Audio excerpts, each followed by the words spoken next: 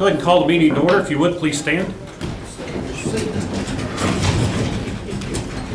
We're going to have Pastor Martha DeArmond please come up and give the invocation. Good evening, City Council. Good evening, Mayor Turner. Thank you so much for this opportunity. Let us pray. Dear Heavenly Father, we come to you thankful for the blessings you've given us, thankful for the love that is unconditional. Thank you for your grace and mercy that is everlasting. We're thankful that we live in a country that holds freedom values. Today I speak blessings over our great city. I speak blessings over our leadership and over our citizens. We pray that you continue to guide and lead our government in ways of wisdom and growth and stability. Today on this National Women's Day, I pray particularly for women all around the world. Some of us are political leaders, some of us are CEOs, some of us are homemakers, and some of us are single moms. Wherever we may be found, we realize that we are created to be your daughters. Be with those that battle diseases that particularly affect women. We will continue to recognize that it is because of you that our nation, states, cities, and families remain strong. In Jesus' name we pray. Amen. Amen. Thank you very much. Now, if you will, Councilmember Gardner will lead us in the pledges. I pledge allegiance to the flag of the United States of America and to the republic for which it stands, one nation, under God, indivisible, with liberty and justice for all. Honor the Texas flag. I pledge allegiance to thee, Texas, one state, under God, one and indivisible. You may be seated.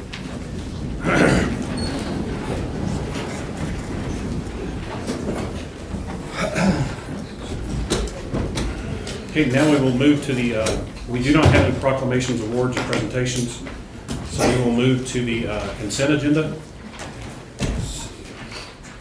We need to remove items C and D, please. Okay, we have a motion to remove items C and D. Do we have a second? Second. All in favor, please say aye. Aye. All opposed? The motion passes unanimously. Now we need a motion to approve the remaining consent agenda. So moved. Do we have a second? All in favor, please say aye. Aye. All opposed? Motion passes unanimously. Now to consider item number C. Consider the approval of the request of the City of Odessa for original zoning to light commercial on approximately 7.64 acres. Mr. Brindley.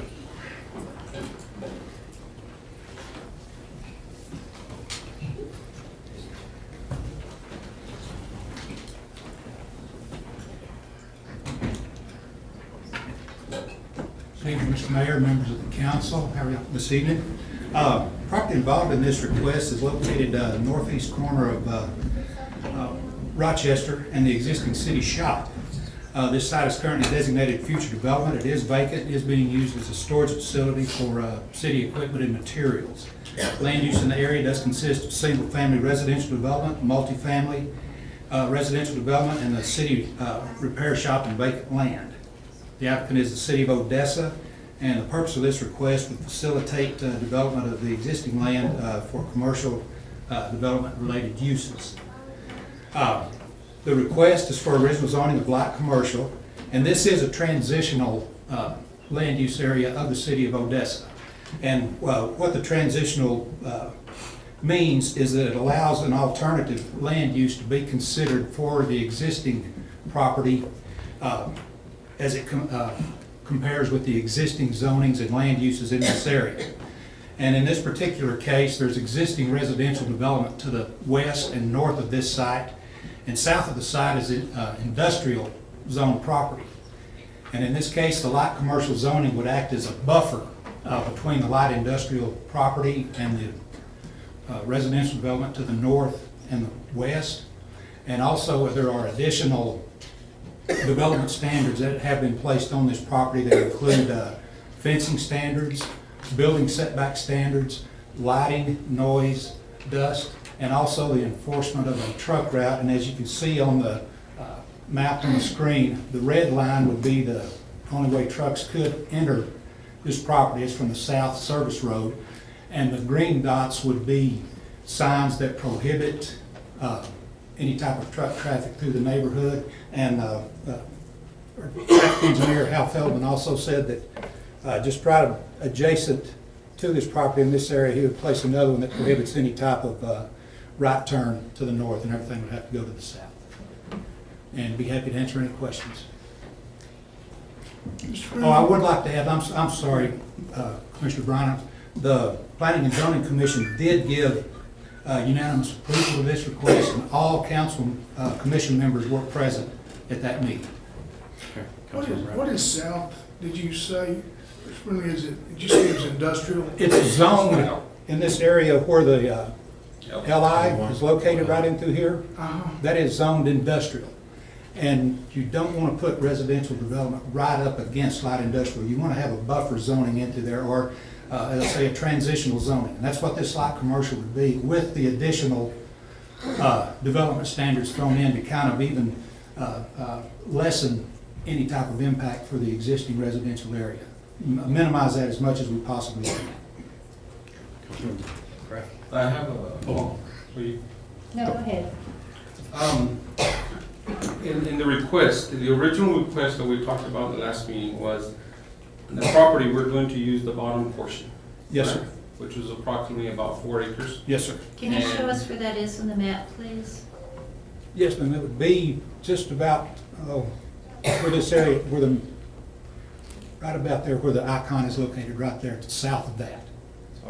It's- It's right there with the GR. Yeah, where the GR, just draw a line directly across, right at the bottom of the FD is where that would be. And one of the concerns that was brought up was if we approve it, we're approving the whole property, right? Yes, sir. And right now, the entrance is on the southwest corner, southwest bottom corner.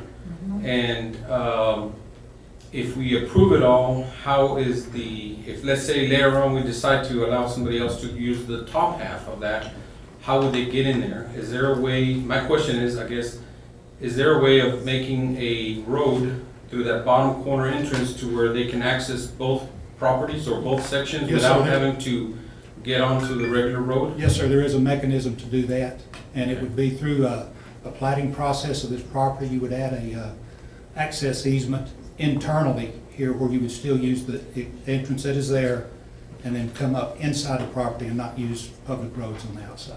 So you go in, cut through the property that you've leased to someone?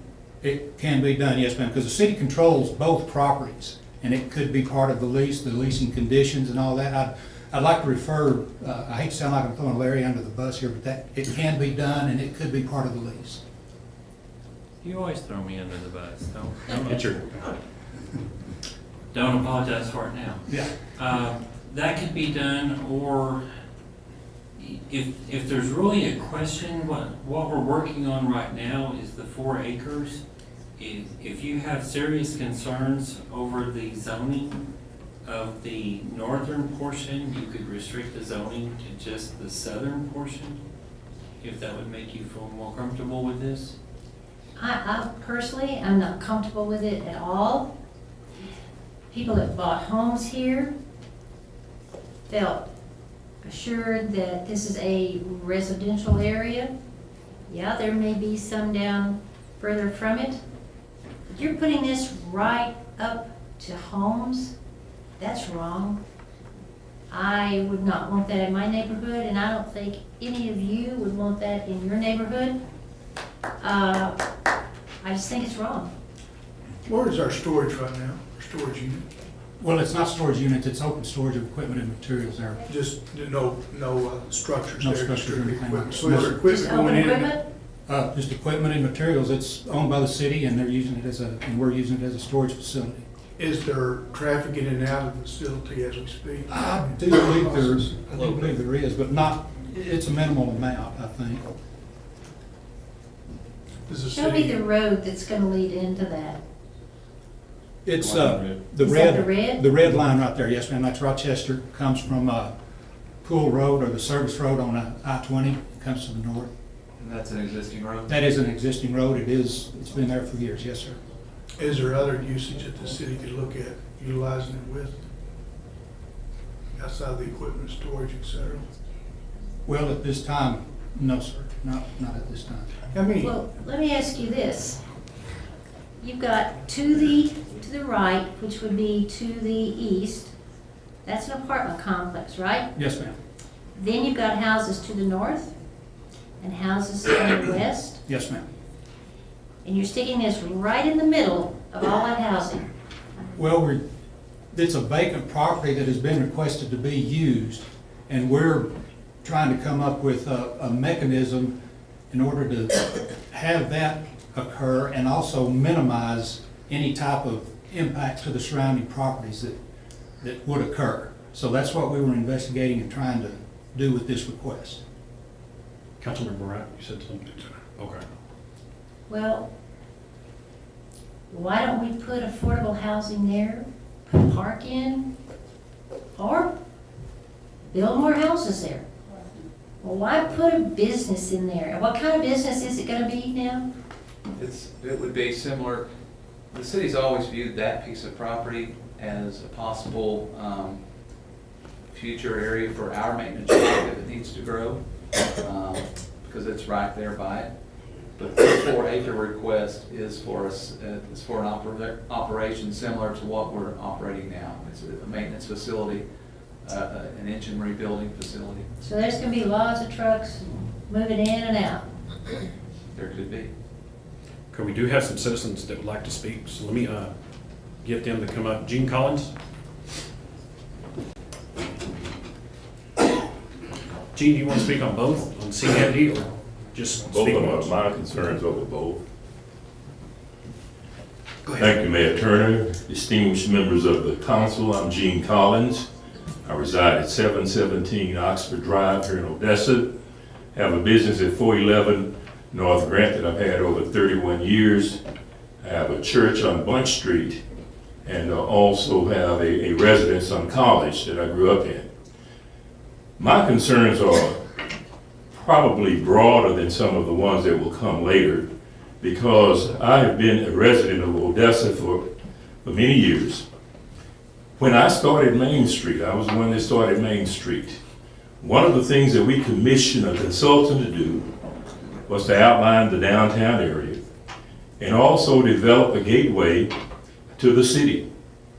That natural gateway was Highway 385 and Interstate 20. That was the main theater because you had a US highway and an interstate coming there. Since that time, I have seen no positive development that will improve the aesthetics of that whole area. What we have had, though, is other businesses with heavy equipment coming in, and quite frankly, the only expansion that I've seen in the South Side area has been that cemetery. Only expansion. And that does not bode well with me.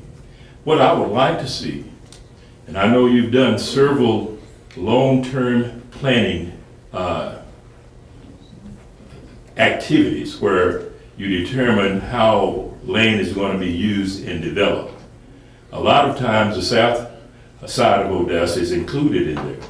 And certainly a project like this does not fit into what I have seen in the past as positive development for the south side area. I think the citizens, number one, need to be sure that they have a representative on the council, not only to vote for them, but to explain to them in terms that they understand, whether it's by meeting or whatever method they want to have, to be sure that they're on board with that project. And I would like to also challenge the council to be upfront with the citizens when it comes to South Odessa. What are the long-term plans?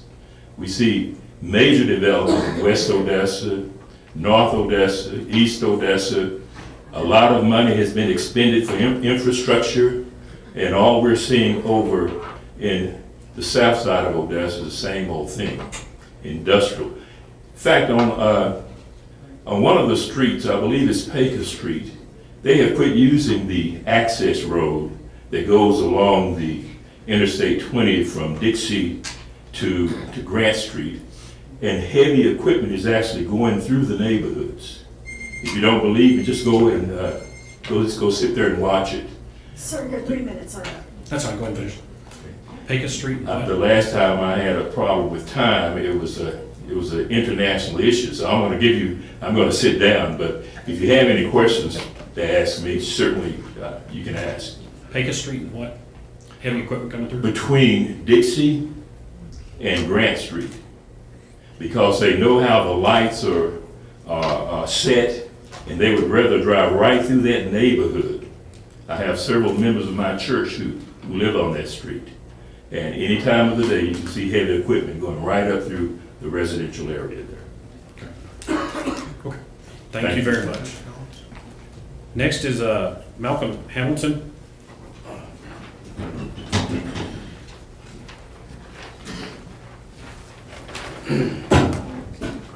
Thank you, first of all, for giving me the ability to speak. I have to voice my opinion on the side of Mr. Collins.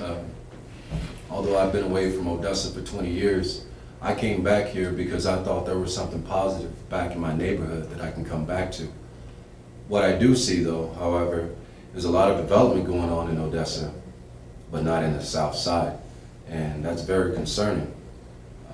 It doesn't seem like anybody cares up here, and I would have to agree again with Mr. Collins when he say that we do need proper representation here on the board that's going to voice our concerns and bring our concerns to this table so they can be properly discussed. I've also seen that traffic coming through in and out of Pecos Street, and it's very dangerous. That's pretty much all I wanted to say. I don't know why. I don't know why it is that you can develop on the east side, the north side, the west side. There's even grocery stores, but there's not even any grocery store on the south side. There's no proper commercial buildings or anything like that.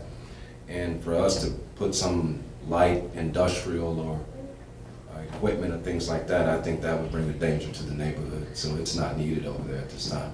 Okay. Thank you. The next is David Burdick. Did I mispronounce that? No, you did it right. Okay. Yeah, I just want to say thank you guys for taking the time. I really appreciate the District 3 person for really adequately addressing this issue. We do not want that in our community. I mean, I live right there. That'll affect me and my neighbors. We live right off of Seminole Street right there. And as currently the city, they drive their vehicles. I got some on my camera right here, them driving up through Snyder Street and on through there with their heavy equipment right now. So how are you gonna ensure that these other guys don't do it when the city people do it? So, and again, representation. I mean, no voice on the council. So I echo what the other two gentlemen said, and we just hope that you guys would reconsider. We're part of this community, been a part of this community. My family, I was raised at that house for over 50-some years. I'm there now with my family, and I appreciate Ms. Graff for saying that. She wouldn't want it in her community, neither do us. We don't want it there. We don't want it there, and we want some representation and see some more positive things going on in our community. So with that being said, I ask that you all would reconsider that. Okay. You saw city vehicles going down what street? Going down Rochester, up through Snyder Street. I have a video on my camera right now. It's Rochester and what? Coming down Rochester all the way to Snyder, taking a right, going down Laredo. Big heavy equipment on a regular basis. Okay, good, I got that written down. So, thank you. Thank you. Okay, is there any more discussion? I'd like to, I guess, maybe stick my neck out here, because it doesn't seem to me like it's anything that any of the board or the city council did on purpose or anything like that, or there was an agenda. I think these are some of the most ethical people that I have met, and I have a pleasure of sitting on the board. And sometimes we make decisions based on the facts that are in front of us, you know. So I guarantee you guys, if we would have gotten this kind of response from the mailouts, I guess, to the community, we would have paid a lot more attention to it and said, hey, we're not going to do this, because when you got 100 people saying they don't want it there, well, maybe we need to look somewhere else. But from what I understand, how many people send back a Well, we got communication? We sent out 42 notices. We had one response, and it was Mr. Burdick was a protest, and that was it. Okay, so maybe in general, maybe we need to do a better job of informing the community of what's gonna happen. Maybe by doing what you said, Barbara, maybe big signs in the entrances of the community, and hopefully that will generate the excitement that it's doing right now, because believe me, nobody up here on this council, and I can speak for myself and hopefully for them too, is that nobody's up here like, okay, well, you know, we're gonna do this to the south side, because I live on the west side. My 3 minutes are up, but.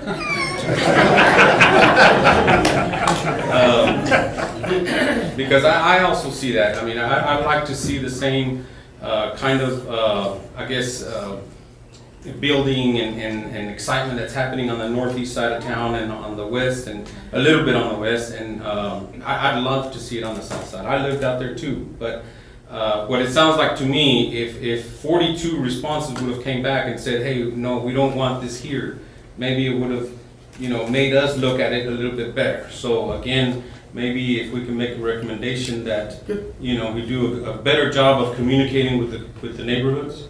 I think, number one, the process, what the process is. What I would recommend is this is somewhat different because it's city land. It's property owned by the city. Mm-hmm. And it appears from the reactions that we're hearing from the community out here that even the current structure that is there, the current service that is there is a problem also.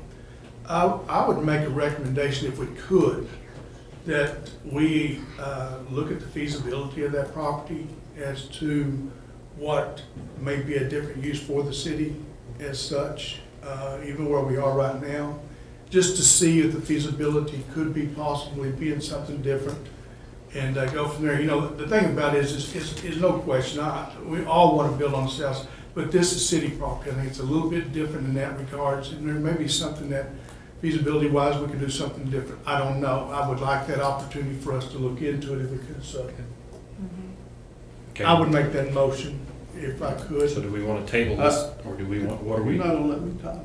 You got 3 minutes is up. You didn't even get to 3 minutes. My opinion on this kind of concerns around the representation of the district over there. I certainly think that your district deserves somebody representing you that has a voice on the council, and that would be, you know, there's some things on there that I think could go bad either way. I'm a big believer that everything has a double-edged sword on it, and it may look real good one way, and it may look real good to us, you know, and the other side looks real bad to y'all, and if we did nothing, that would be good for y'all, but it might, you know, it might not be. There's things that can come up that can make it not that way, but I certainly believe that you guys need representation district before we can sit down and make a decision on what we're gonna do on this. Call for a question. Okay, do we have a motion? I still make a motion. I'm not through. Okay. Please. I would ask that, yes, you can continue mailing things out, but you know, when you get things in the mail, I'll do this tomorrow, well, I'm not sure what this means. I would like to see us do like I see in so many other cities, really in the area that you're going to zone, put up big signs telling people that we're considering rezoning this and what our intentions are and when we're going to vote on it, and to contact the council if you've got problems with this. I think that's very important for us to do, because over and over and over, when we do these rezoning, nobody responds, one person responds, and we vote on it, and then the next time we put it on the consent agenda, and it's not even discussed. And I don't think we need to ever put these things on the consent agenda, because lots of times people have told me, well, it doesn't do any good because nobody's going to be able to speak about it because it's on your consent agenda. So maybe we need to do things a little bit differently. And I want to thank all of you people for coming out tonight. I know there's probably other things you'd like to do, but we need to see and we need to hear what people in our community have to say. Okay, Councilmember Bryant made a motion to table and to look at Second. And to do a feasibility. feasibility. Okay, we have a second. Any discussion?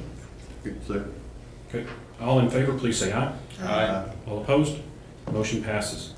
Next, we look at item D. Do we want to table this, or do we want to just? I would make a motion, we would do the same on that. Okay, we have a motion, we have a second. Second. Oh, I'm sorry, go ahead, I'm Richard. sorry. You guys do what you want. What this item is it's our existing shop location where we've been operating for many, many years. It's currently zoned single family 3. When it was originally founded, that zoning was not evidently changed or recorded. Randy? Yes. What happened, the city shop was established in 1967. And from what staff research came up with in 1972, an overall zoning map for the city was approved by the council, and a line was inadvertently drawn down, including city shop in a single-family 3 zoning to the north. And what this request is doing is cleaning up that mistake from 1972 and zoning the property to the appropriate use for what it was when it was established in 1967 as a city shop. Okay, but I do have a motion to table in a second, so we need to vote on that before we do anything. I would like to Let's vote on it. continue this discussion, so Okay, can. go ahead. My personal opinion on that is, no, I don't think we need to clean it up, because I think if we clean it up, you're going to have to make that as commercial. Then if someday because I'm always thinking here, y'all, if someday the city says, we don't need that property, we need a bigger spot for our maintenance building, so we go somewhere else, guess what? That's zoned, so somebody else can come in and put in a business. I think we just leave it like it is. You know, if the wheel ain't broken, don't fix it. So, it's not hurting anybody the way it's zoned. It's been zoned that way for how many years? Since And our building is there. So I think that's just a safeguard for that neighborhood to leave it as residential, because you never know what's gonna happen in the future. That's just my opinion about it. Okay, we have a motion and a second. Any more discussion? Hearing none, all those in favor, please say aye. Aye. All opposed? Motion passes unanimously. Next, we move to other ordinances. Consider authorizing the abandonment of a portion of the alley right-of-way of West Dixie. Mr. Kirk.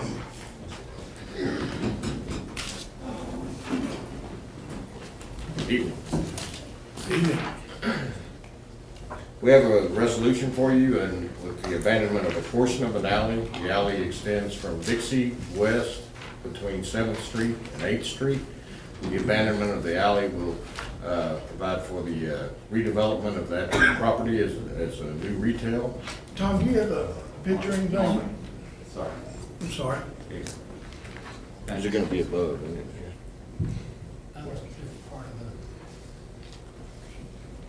Back out. Need my- Engineers aren't technically Where's savvy. Michael? Where's Michael? You probably need to get into what are you part of it. Off of the agenda packet. Yeah, probably off agenda packet, yes. Right here. And then you'll need to find, that should be yours up there, should be. Yeah, keep going, that'll find your alley in there. No.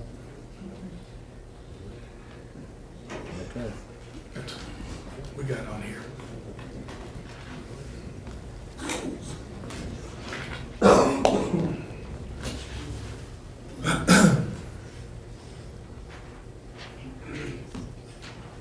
Yeah, that's what I thought it would be.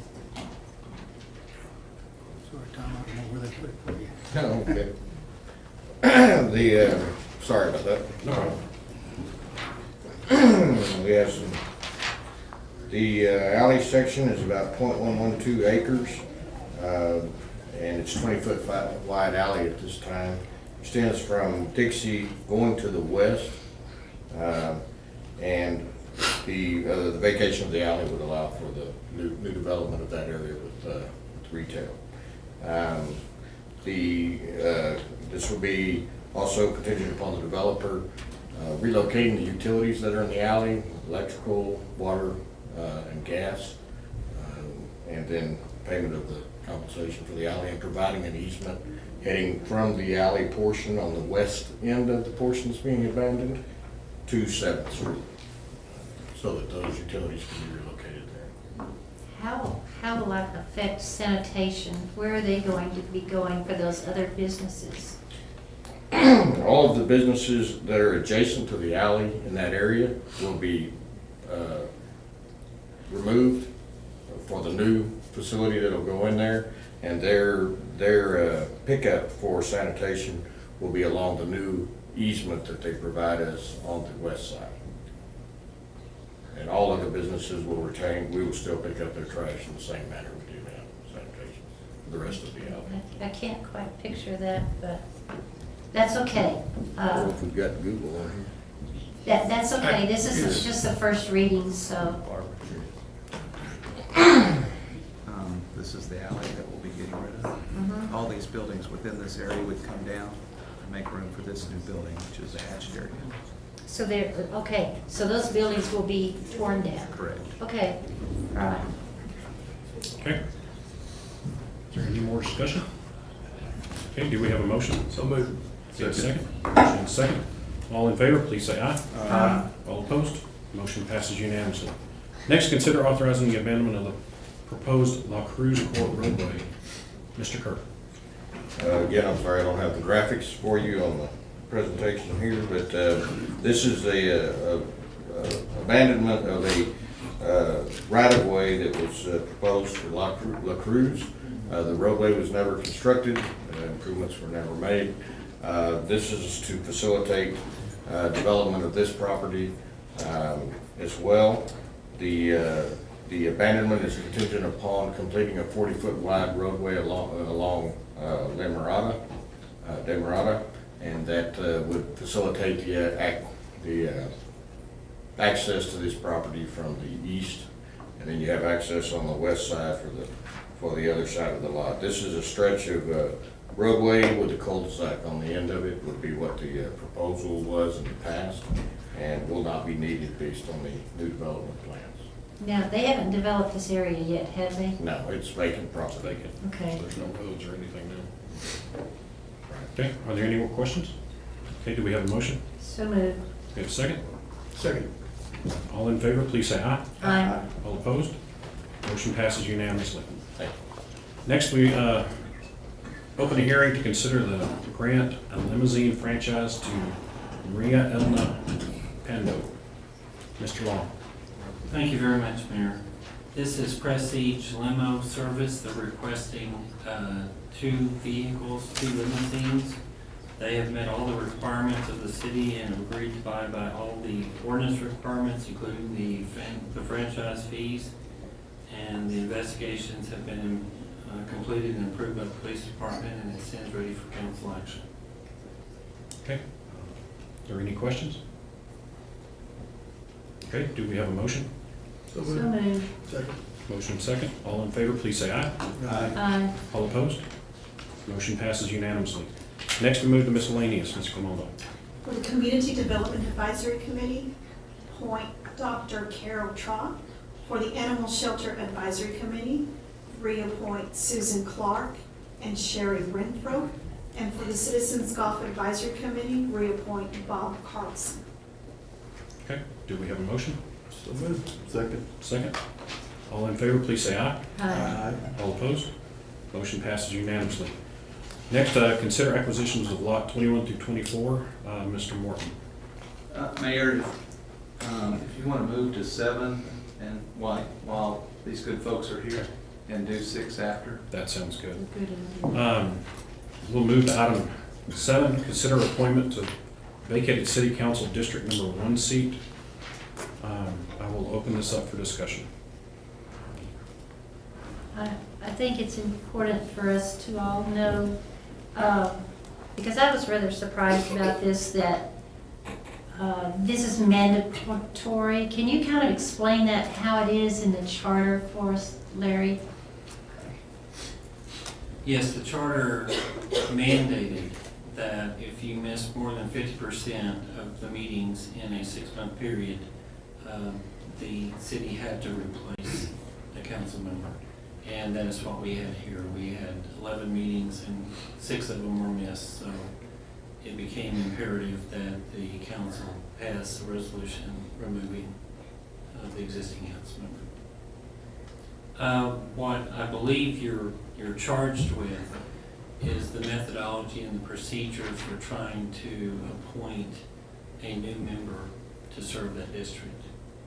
And that is what I would view you as considering presently. Okay, since there is nothing outlined, want to just go down and see how each one thinks we ought to proceed? Let's start, Philly. Well, first of all, I want to say that the Reverend Neal was to me, was somebody very important on this city council. He represented his district well. He fought for his district, and I really enjoyed serving on the board with him. And I'm gonna miss him. I think we're all gonna miss him because he was an integral part of the city council. So I want to say that. And I mean, I've thought about this. You know, what would I want done if it was me? And I'd like to make sure that we give the District 1 area an opportunity to appoint or to vote in, you know, the successor, you know. I know it's a difficult situation right now because we're in, March, right? And then in November, you know, we have the elections again. And then if we appoint somebody and at the end of the day, this could mean that this person has an advantage over everybody else, and it doesn't give the whole community an opportunity to vote for the right person, in my opinion. So I'd like to see if maybe we could appoint somebody if we did, and for the remainder of the term, and then not run, and then allow the community itself vote for whoever they want. So, are you saying it would not be capable of running for election in November? Is that what you're saying? If we go that route, or maybe leave the seat vacant until then to allow the community to vote for whoever they want. Mike, what do you think? Well, I appreciate Philly's insight on that. I feel also the same way. I feel like that if we just appoint somebody, and I know there's some good people out that are perfectly qualified to do the job, but I do think it gives them an unfair advantage when it comes election time, and it gives you guys less say. I mean, and you guys are just a little piece of District 1, and I would not have a problem having somebody appointed as long as there was very clear direction that you would not be allowed to run for that position at election time, that somebody else would have or whoever else in the community would have that opportunity to run and fill that place, and they are elected by each one of you.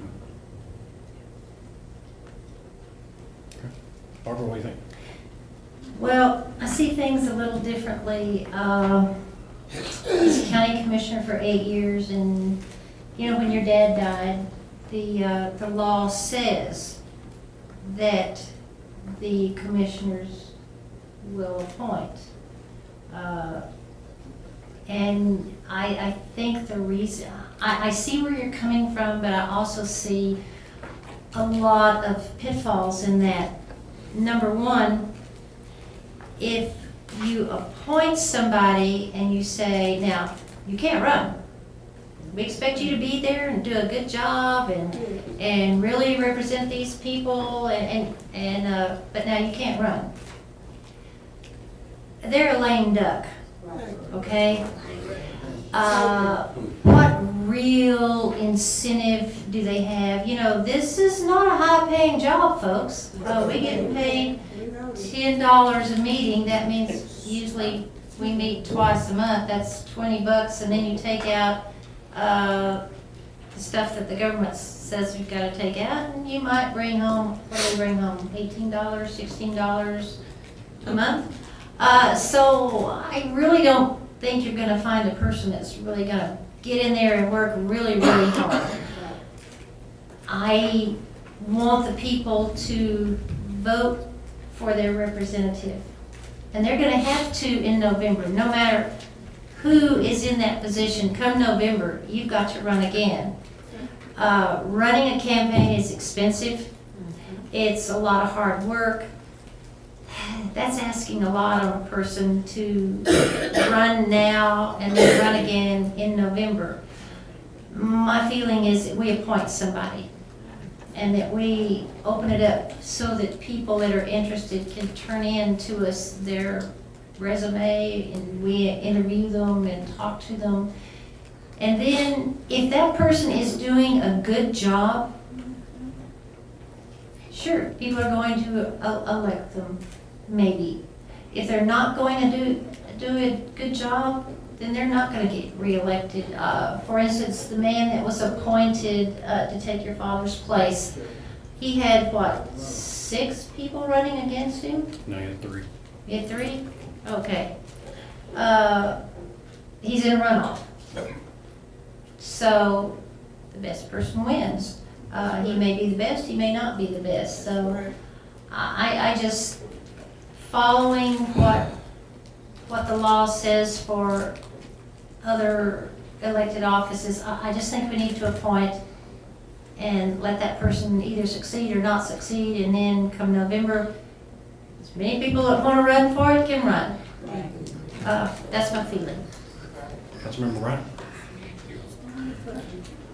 You know, I think the first and foremost thing that we need to do is continually say our prayers for the Reverend. I think Yes. that we need to make sure that he comes back to good health, and our prayers should be sent that way.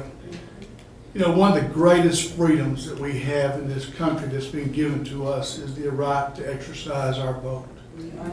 And I think that is such an important task that we all have given to us by being an American. I also think that it should be of such that it is a fair challenge all the way through with whatever vote that might be and whoever runs. And I think that any type of unfair advantage that may be given to somebody is not right.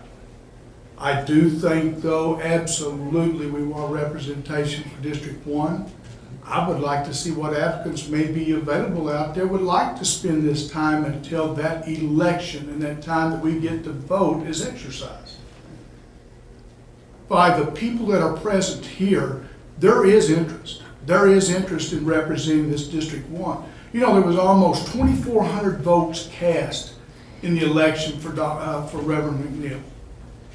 That's a lot of people.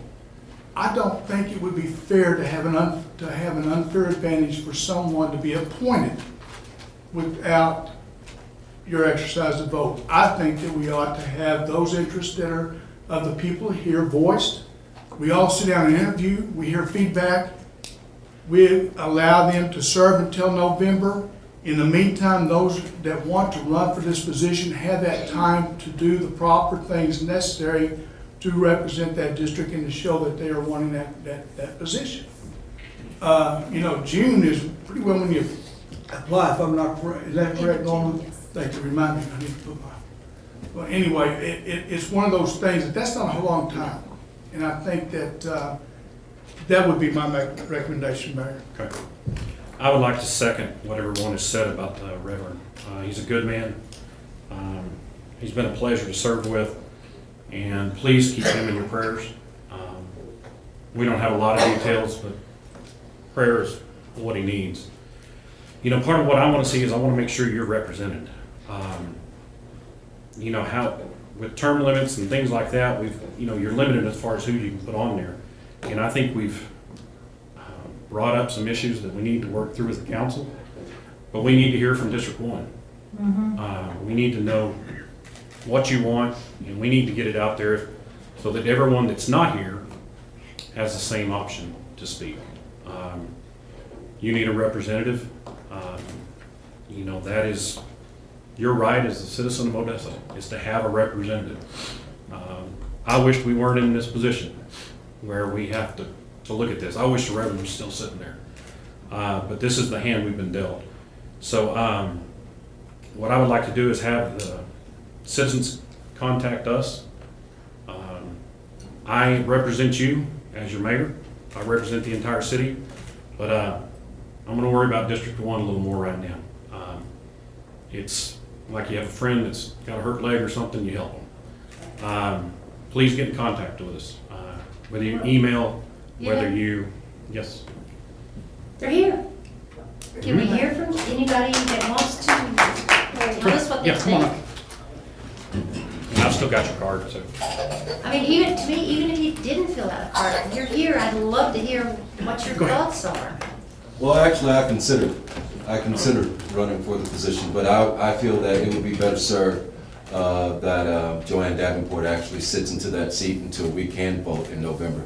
I do agree with you, but however, Mr. Gonzalez, I say that you don't have District 1's interest in heart. You don't sound like it, because you say something positive, and then all of a sudden, you'll come back and with this but to negate everything that you just said. So it doesn't sound like you really have our district at heart. And for you to sit here and say that the seat should remain empty, I've lived in Washington, D.C. I know how it feels to have taxation without representation. So you're gonna tax us, but you're not gonna give us a representative on the seat? That's unconstitutional, is it not?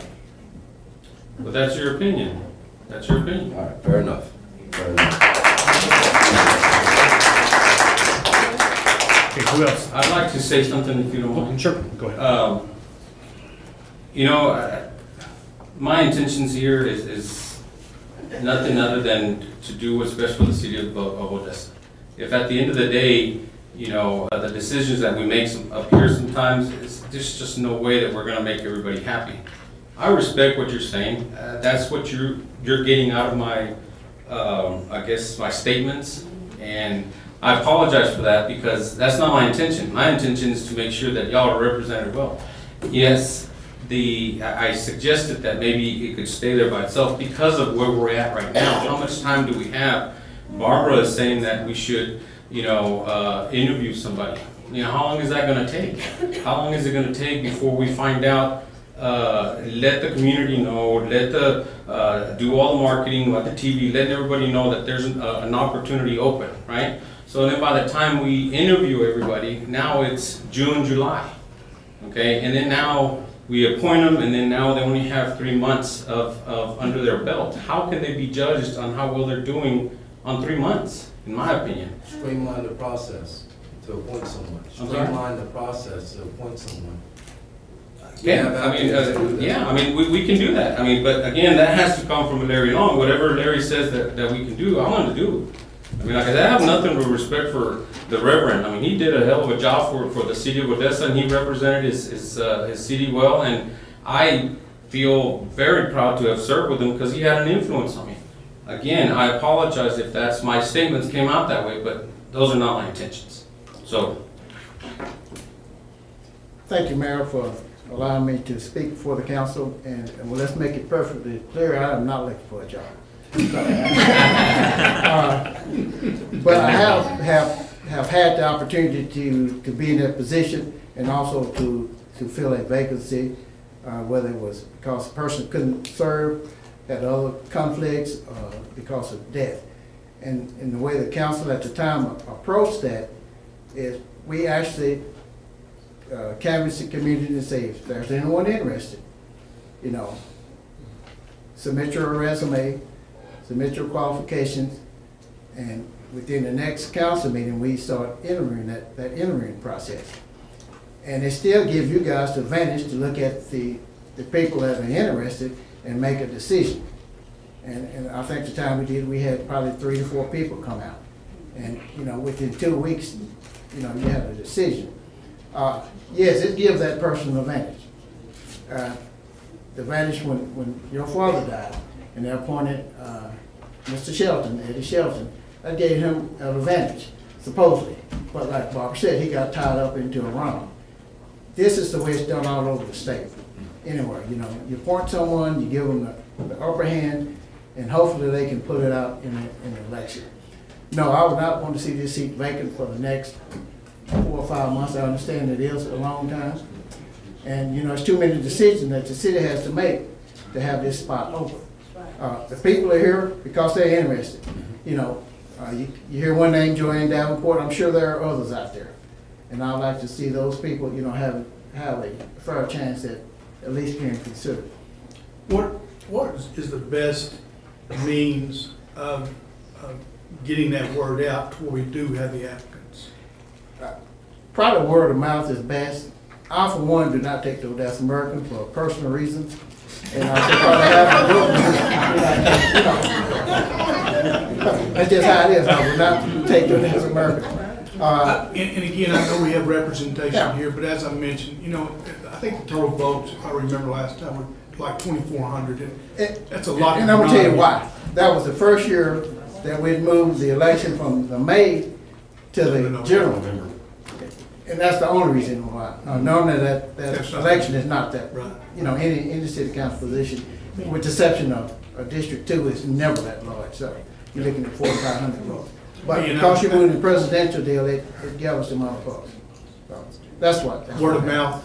Word of mouth. You know, if we're I would talking do some news. I personally watch Channel 7, Channel 9. I would do some things like that, but I think. What about putting it in churches? Yeah, The churches is probably a pretty strong element I was also. wondering that. But that's what I do. And this time period does not need to take long. You know, your next meeting, next 2-week meeting, you can have some applicants, and then you can also make a decision then. What application did you use? Did you use the one that we all filled out when we ran? No. The one that you run, that you fill out, and you go out and get signatures. No, I mean, you wouldn't have to get signatures. We kind of shortchanged it, you know, did a short, quick deal, say, you know, just show me your application, that you are a citizen, that you live in this area, you've been here a while, you're a taxpayer, yada, yada, yada. And then, you know, when you get behind closed doors and you actually talk to the person, that, you know, then you make a decision from that. Okay. Yeah. Thank you very much. I was gonna call you anyway. Mayor, I may have that form that he's referring to. Come on up, Joanne.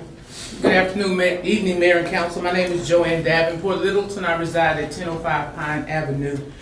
And I know I'm going to talk over 3 minutes, but there's a lot of things that I need to address. Had we had proper representation on the council, we wouldn't have the problem with the zoning on Rochester. But since we didn't have it, that brought up a problem. There's a very thin line between being legal and illegal when it comes to appointing someone on the council. I think I heard that 2 of the council members said that what we want to do is appoint someone and then they cannot run in November. Council members don't have the right to make that decision. That's against the law. They can't do that. Well, I'm going to tell you some of the reasons why we need representation. The day that Pastor McNeil became ineligible to serve on the council, the day that the article came out in the newspaper, I know for a fact that the citizens, they called City Hall, they called Channel 7, they went to the Odessa American because they spoke. They wanted representation and they needed it now. If you wait until November to fill that seat, let me just go over some things with you that are happening. I mean, you guys know it, they don't know it. Right now, the end of March is the deadline for the CDBG hearings. CDBG hearings is where District 1 gets a lot of their funding from to do projects in the district, like streets, sidewalks, playground equipment at Woodson Park. Without CDBG hearing money, that wouldn't happen. But right now, we have no representation, so we don't even know that March the 31st is the deadline because there's no representation. Right now, the city is in the middle of the budget process, voting and making cuts of the budget for next year. Are we going to be included? No. We have no representation. A $77 million convention center is fixing to be built in our district. Decisions are being made. We have no input. No input. So it's crucial. If you wait until November to fill that seat, taxpayers, the government is for inclusion, not exclusion. I think Malcolm said it well. Taxation without representation. We're here. Mayor, you said, how do we get the word out? The word is out. Look, we're here. We're here. But we want the entire community. I just want that. You never get you're never gonna get. I understand that, Joey. You're never gonna get the whole, the people that care are here. And don't say they didn't know, cause we know. District 1 is a very close district. We have a lot of district pride. And when things matter like this does, we come together. Now, I'm Joanne, and I can only be Joanne.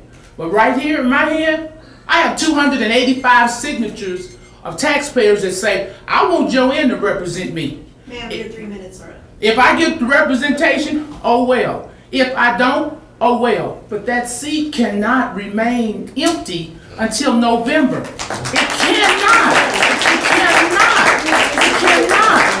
We're gonna look, Mayor, you came to our community a couple of weeks ago with the comprehensive master plan. The comprehensive master plan is the plan that outlines what our city is going to look like in 5 years. And there was a lot of items addressed in District 1. I read in the newspaper the other day where council had a 2-hour workshop going through the process of, we don't want this, we don't want this, we don't want this. District 1 wasn't at the table. We didn't have the opportunity to say, we want this, we want this. We wasn't there. Mayor and council, I'm here tonight, and I know I voiced the sentiments of everyone that's here. We here because we want representation now. Thank you. Let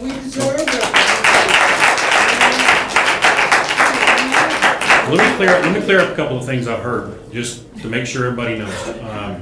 Some people, I've received emails that said, we want to make sure things continue in District 1. Let me make it clear. Woodson is going to be finished. The buildings where we're going to park for Juneteenth are going to be taken down. None of that stopping. And as far as talking about where the funding came from, that actually came from money that we had set aside to do Woodson. It came from the Parks Department. But it came through the bond, through the money that the 50, which was allocated, and we moved it up at Joanne's request to get that done. We purchased the buildings that were over there at Woodson, and there was some stuff going on there that didn't need to be going on there. And we bought those buildings, and we're taking them down so that we'll have more parking for Juneteenth. We hear your concerns. I think the application process would probably be a good idea to go ahead and get that going. But unfortunately, can we take action with what we have on the agenda, or is this a discussion? You can take action to delineate the procedure or the process. So we can start taking applications. Yeah, well, what you can do is mandate how you wish to obtain the applications, yes. May I ask a question, a legal question that was brought up in this report, is the restriction for running in November, is that illegal? If appointed to fill the term between now and November? Well, what the council is given is the discretion to decide who is the best candidate for the position. If you think that is the best, the criteria of the best candidate, but I fully understand where she would have a little reticence in that being the primary characteristic. May I speak? Sure, come on up. Excuse me.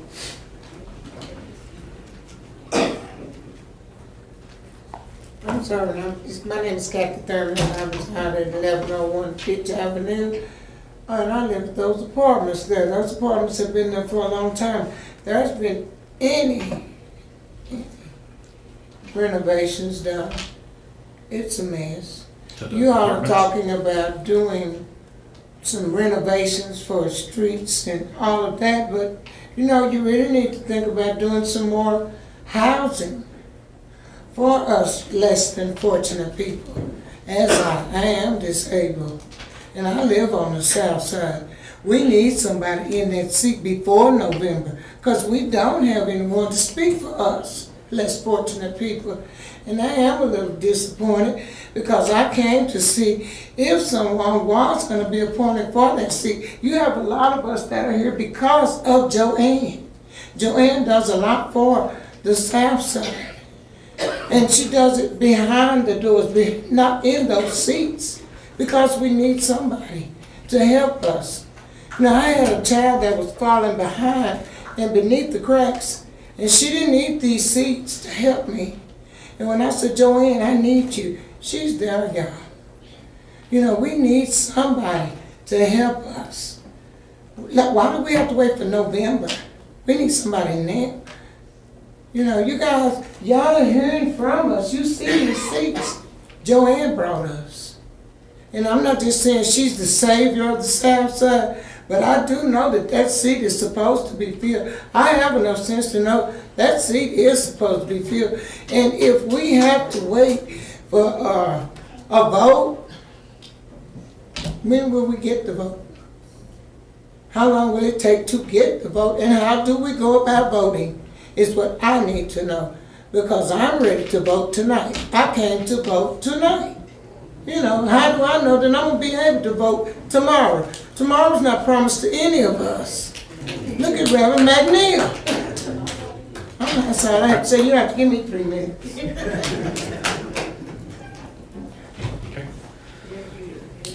Do we want to take How out? many signatures do you have to have for District 1? We have another speaker who'd like to speak. Go, come on up.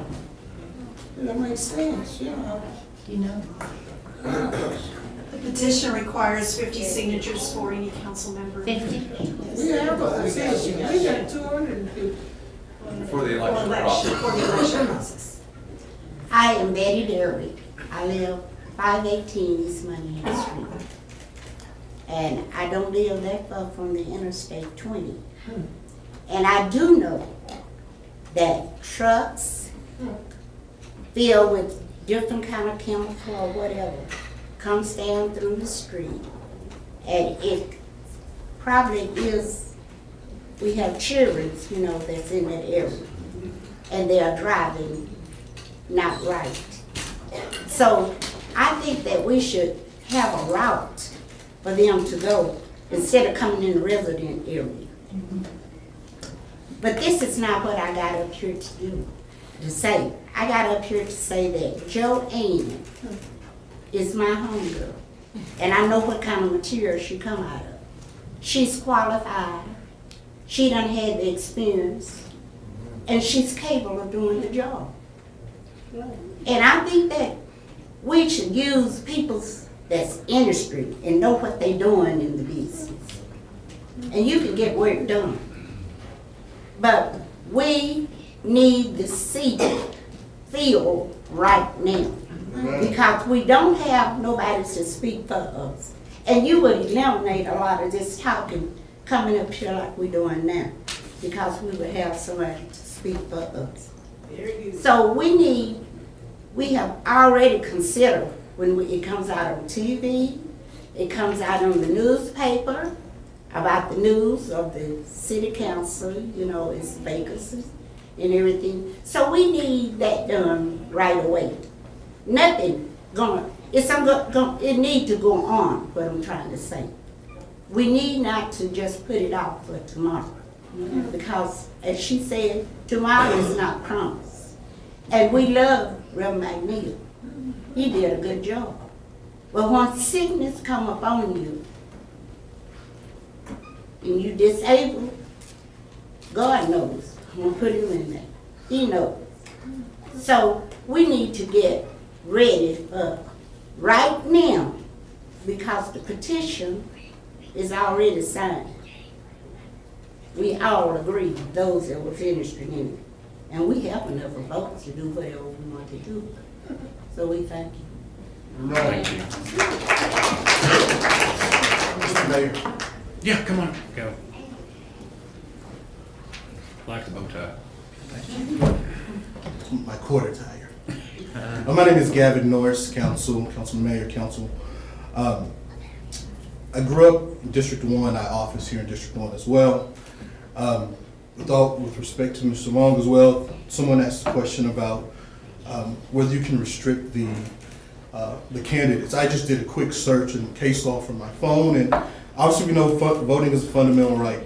Your decision, if you make that decision to deny a candidate access to running, I think violates the 14th Amendment equal protection. And if you did do that, we would challenge you. And if you're ready for that fight, I would suggest that you go ahead and do it. But we will challenge you on that if that is what you decide to do. And just a quick search of case law shows that there's other Supreme Court cases which show that in similar situations, you cannot do that. I would address this as well because it's been bothering me when a couple of the council members said that it would be an unfair advantage for a candidate then to be able to run. Effectively, you've insulted every single member or every single citizen in District 1 because what you said is you are not smart enough to make a decision on your own of who you can decide to be on the council. And I'm offended, and I would take from those behind me that they're offended as well. And I don't think you meant to do it intentionally, but when you say we're going to restrict you because it's going to give an unfair advantage, you then say that people in District 1, the citizens and the qualified voters cannot make a decision on who is the best candidate. And I'm offended, and I hope you don't make that decision to then further offend us even more by going on with that. I think there are some great suggestions on how you can address this, but your decision to go forward with that, I think not only has ethical and moral issues, but it also has some constitutional issues as well.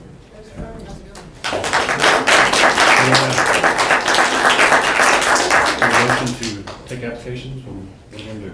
I think the most important thing is to hear from those that would like to be a part of it and have the opportunity to fill out an application. I say we make this thing short, period. I'd be willing to do whatever we need to do by the next council meeting to have someone looked at. And I would like to keep it on short term, but I would like to have the opportunity for applicants that may be not here tonight to be able to put in their application. I like what you're saying, Dewey, and if I've got the wrong idea, I hope someone out there will tell me. But I've been sitting here thinking about how to do this quickly. Would it work if we got the word out to all of the churches? And come Sunday, they're announcing, and then I feel like the whole community will be passing the word that if you're interested in running, you've got to get however many signatures, because if you're serious, you'll get out there and get the signatures. Did you get the signatures?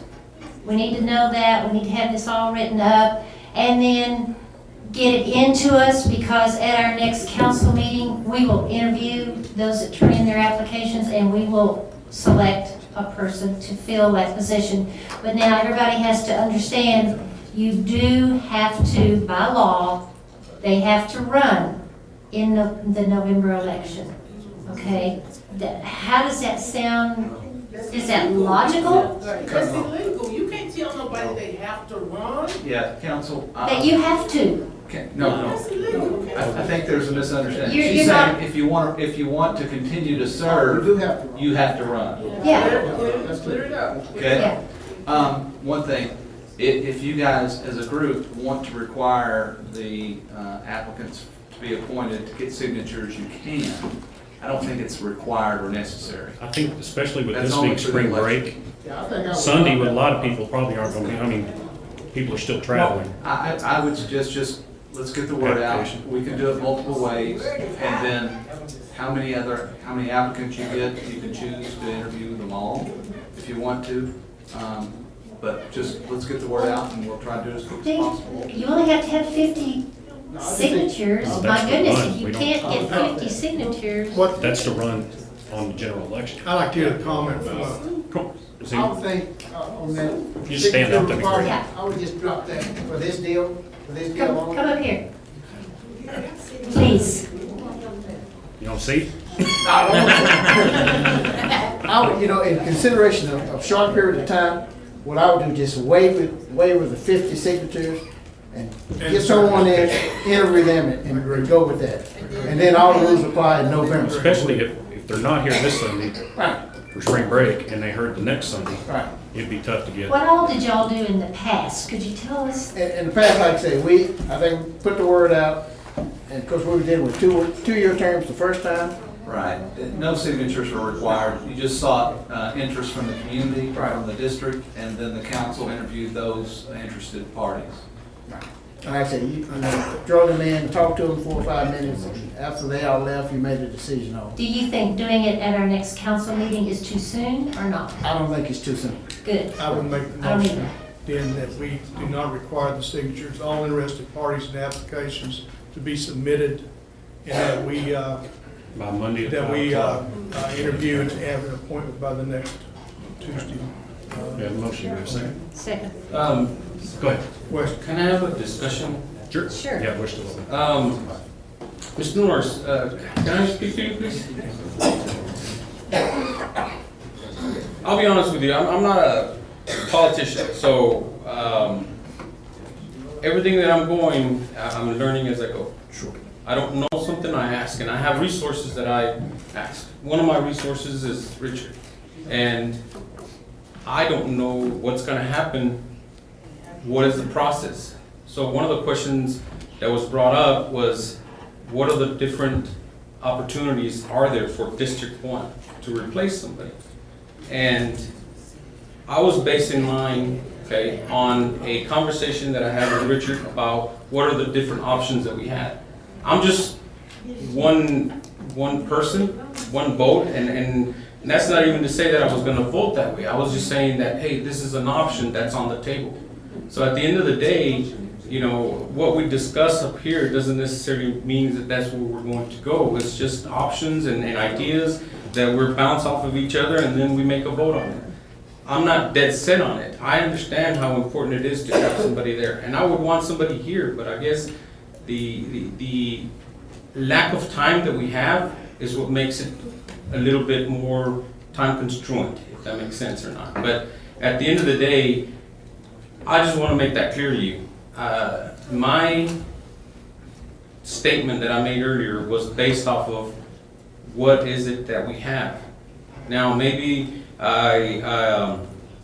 maybe if I would have been a lawyer, I would have a lot more information that I would be able to do it. But I'm just letting you know, I researched what I wanted to know. What are the options for District 1? Because we want to do the best. Like I said earlier, to me, I mean, I hope they can say the same thing about me, but I mean, we're all ethical here.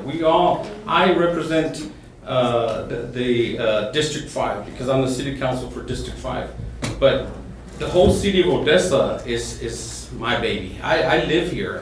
My kids live here. I lived in the South Side. I know, living in the South Side. So at the end of the day, I base my decisions based on what's the betterment of Odessa, not just my area, not just District 1 or the northeast side. So at the end of the day, I mean, if you want to, talk or on what I just said, that's fine. You have a right to your opinion and address this because we work for you. So I just want to give you that, okay, for what it's worth. So at the end of the day, you can make your determination. Thank you, and I appreciate that. You weren't the only one who made that a comment similar to what I said was insulting. I would say this: you made the comment probably because you weren't aware, and others made it because they weren't aware. And my goal was to make you aware, because when we're aware, we know better. No, and I mean, when we it know is what it better, is, yeah. right? And when we know better, we do better. So that's it. But I appreciate it. Thank you. Thank you. Call for question. A motion and a second. All in favor, please say aye. Aye. All opposed? Motion passes. I move that we go to executive session for the For the, discussion discussion item of number. property. Before we do, I would hope that each one of you here would get a message to Reverend McNeil, how much you appreciated him, because I always put myself in someone else's shoes. If I were sick and could not continue on the council and the council had to replace me, I think it would make me feel pretty sad. So I just hope maybe y'all can lift his spirits and let him know that you did appreciate him, because we all did appreciate him. Anyway. Okay, we have a motion to go in executive session. Do we have a second? Second. All in favor? Aye. We're in executive session.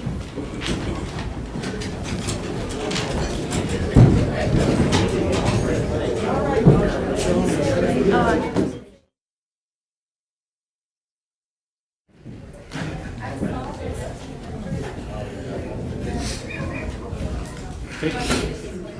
Do we have a motion to come out of the executive session? So moved. Second? We have a second? Second. All in favor, please say aye. If I could, let me mention one thing Yes. just before we get started. Ms. Davenport had delivered her petition up here, and she wanted to note it in the record that she had delivered the signature. Her application? Is that what Not it the is? application, just. Petition, okay.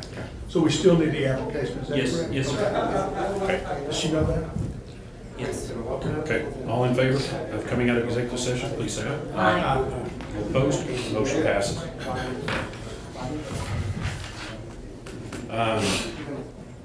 We have considered the acquisition of lots 21 through 24. Mr. Morton? Mayor, council, this property is located at 500 North Grant. The old J.C. Penney building, or Evans Car building. It is currently vacant, and staff has negotiated a price of $334,000 for the purchase. We're also asking for an additional $6,000 for possible other costs, including survey. We seek your approval to make this purchase. Okay, do we have a motion? So moved. Do we have a second? Second. All in favor, please say aye. Aye. All opposed? Motion passes unanimously. We are adjourned. Ms. Turner, can you be quiet, please? Mr. Madden? I haven't said a It word all starts, night. it starts at 6.